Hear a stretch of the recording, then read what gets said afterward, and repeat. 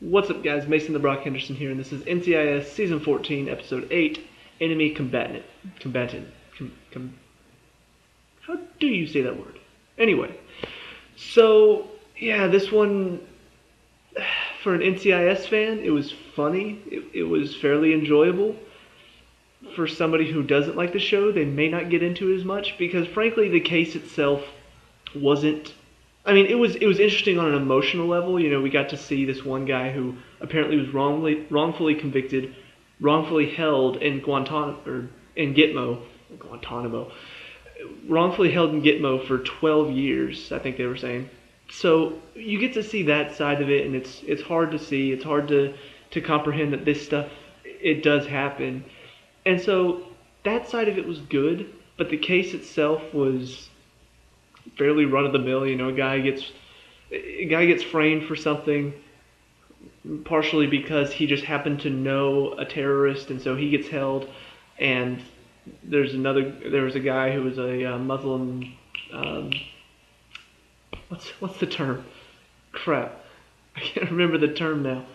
The chaplain, a Muslim chaplain.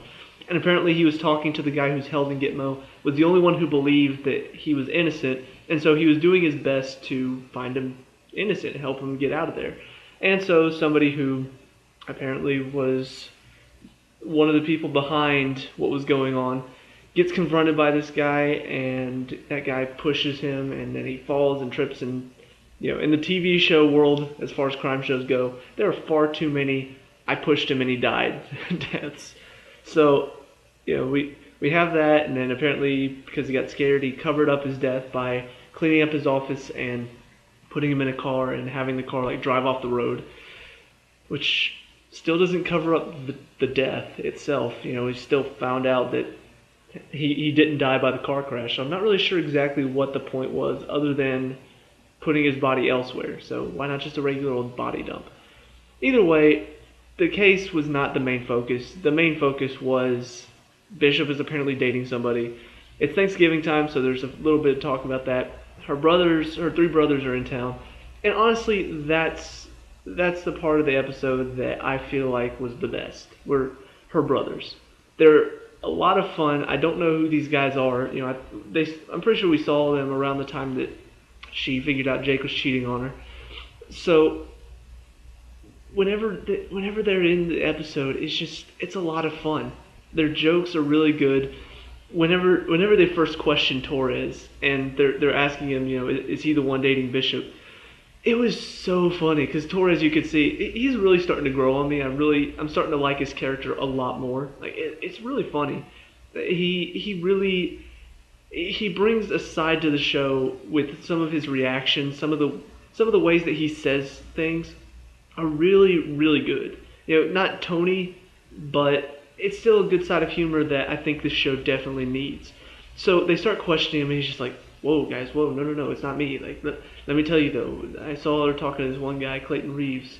That's the guy you should focus." And they're just like, "Okay." He's like, "We good?" I'm just like, "Yeah." And he walks away, and one of the brothers just like, "Did you realize he could have taken us all down with one hand, right?" Yeah, I was freaking out, man. So it was a lot of fun. It was really funny to see them being the typical "we're gonna protect our sister" type of brothers, but not really taking it all the way, not going all out completely crazy, but still providing a good bit of humor. And then Clayton Reeves, which, man, I don't understand this at all. Like, first of all, having Leon Vance in some episodes and not in others, and then all of a sudden, like, Clayton Reeves pops up whenever they're doing the title thing, whenever they're showing all the characters. He's popped up in it this season. I'm just like, wait, is he one of the main characters? And then they brought him in for one episode a few episodes ago. I'm like, oh, okay. And then he didn't appear in the last few. And I'm just like, is he a part of the show or not? And then he pops up in this one. And honestly, watching him interact with Torres makes me... I've loved the Torres-McGee interactions. Those are funny. It's fun to see McGee kind of, I guess, being a little bit more cool around him than he was around Tony.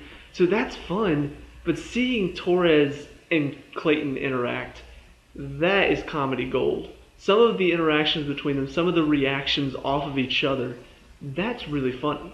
And it makes me wonder, why have they not brought more of Clayton out? Where have they been hiding him this whole time? Like, he randomly pops up from this other desk in international affairs part of it. I'm just like, do you want him to be part of the show or not? Because I really enjoy when he is a part of the show, but it feels like he's not. It feels like he's just kind of thrown in every now and then. So I don't really know what they're going for with him. I don't understand, I guess, what his point is for the team.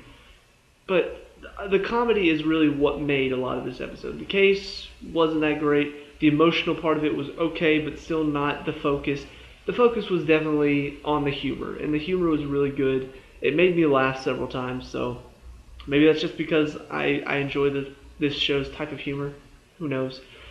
But ultimately, we find out that, at first I thought it was going to be Torres just because it made it seem like they were going so, oh, she's not Torres' type at all. Like, they were arguing at the beginning, and then Abby does her little statistical thing, and it makes Torres have only 17% chance with her. So I'm just like, okay, it's probably going to be Torres. But then they introduced that other guy, Kazim, and I don't really even know who he is. I guess they worked with him before or something. Well, as soon as they introduced him, and then they started working together, and Gibbs brought them food, and they started kind of giggling, and then they went to go question a guy over at Gitmo, and he starts, he's like, "Are you okay?" And I'm just like, okay, so clearly this is who it is. If it's not, I'm going to be really frustrated because they're making it very obvious this is the guy. So, yeah, it's interesting, I guess. I don't even really know who he is. The main point of it, though, was to bring out the humor. So that's where the focus was in this, and they did a good job with it.